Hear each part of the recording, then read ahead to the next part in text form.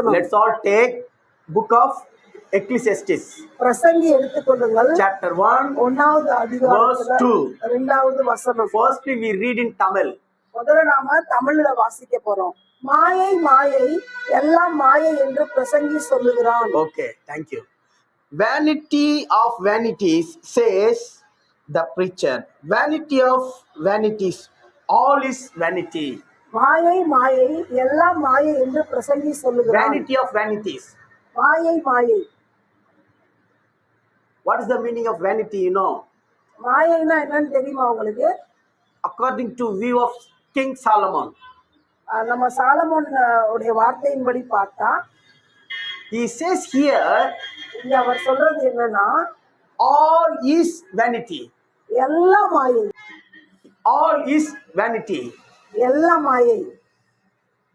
He is not the ordinary man. அவர் ஒரு சாதாரண மனுஷன் அல்ல. He was the king of United Kingdom. அவர் ஒரு ஒருங்கிணைந்த ஒரு அரசாங்கத்துக்கு ராஜாவா இருந்தார். He was the man of riches of God. ஒரு கடவுளால ஐஸ்வர்யவானாக்கப்பட்ட ஒரு மனிதன். He had more riches of God in his life. அவர் வாழ்க்கையில அவர் ரொம்ப ஐஸ்வர்யவானா. He tasted many things. அவர் நிறைய காரியங்களை பார்த்துட்டார். He enjoyed many things. அவர் நிறைய காரியங்களை களி கூர்ந்துட்டார். He felt many things.